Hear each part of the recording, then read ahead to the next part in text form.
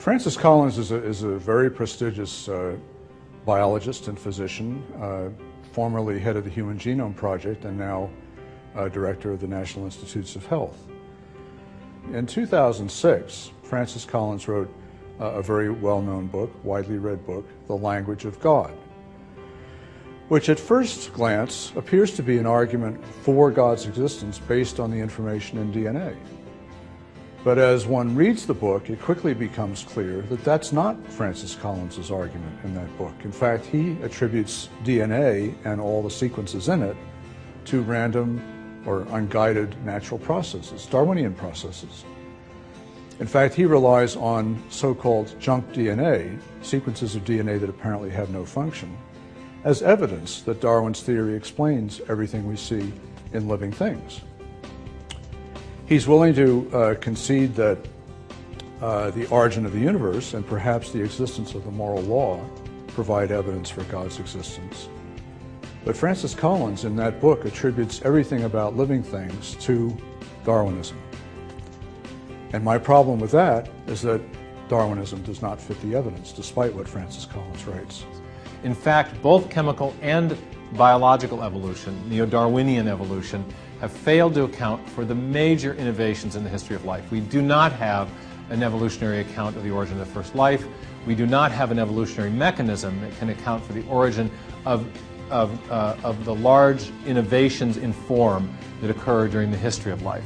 The Darwinian mechanism doesn't account for the new genes and proteins, the new information you needed to build new forms of life, and it doesn't account for the origin of body plans.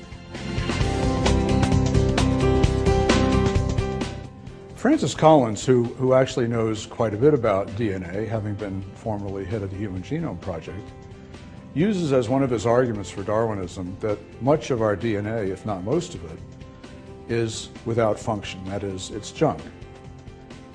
He concedes that some of that apparently non-functional DNA has turned out or will turn out to have some function, but he still argues that most of it is non-functional and that this junk, this accumulation of garbage in our genome, is evidence that we are the result of unguided natural processes, that is Darwinian evolution. Francis Collins makes the junk DNA argument, or the supposed fact of junk DNA, that our chromosomes are replete with nonsensical sequences, the cornerstone of his argument in his book, The Language of God.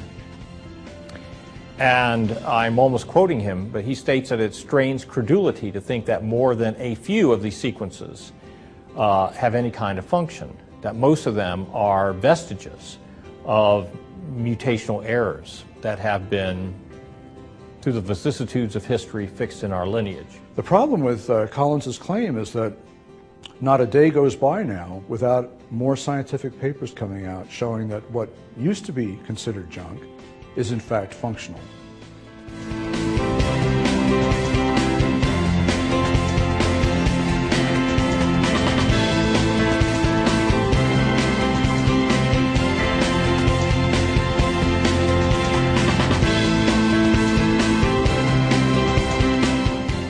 He has overlooked the now, I would say almost hundreds, if not thousands, of experimentally documented instances of functionality that have been discerned, detected, for many of these sequences that he casually dismisses as being nonsensical. Collins himself, perhaps in his position as an administrator, has not kept up with the scientific literature. The scientific literature is providing abundant evidence that the whole notion of junk DNA is in fact a myth.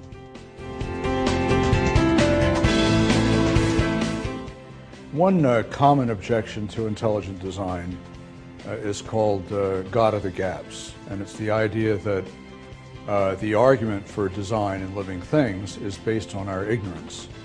So when we see something that we can't explain with natural mechanisms, we just attribute it to design or God. Francis Collins makes this argument in his book, The Language of God, in 2006. The problem is intelligent design isn't that at all. It doesn't work that way. Intelligent design is the idea that we can infer from evidence in nature that some features of the world are better explained by an intelligent cause than by unguided natural processes. This includes some features of living things. So one cannot make a design inference based on ignorance. It's not an argument from ignorance, it's an argument from the evidence. If the evidence shows that we have a feature that we know from our experience is better explained by an intelligent cause than by unguided processes, then we are justified in inferring design. Ironically, Collins himself is using an of the gaps argument in his book, The Language of God, but it's not a God of the gaps argument, it's a Darwin of the gaps argument. And here's why.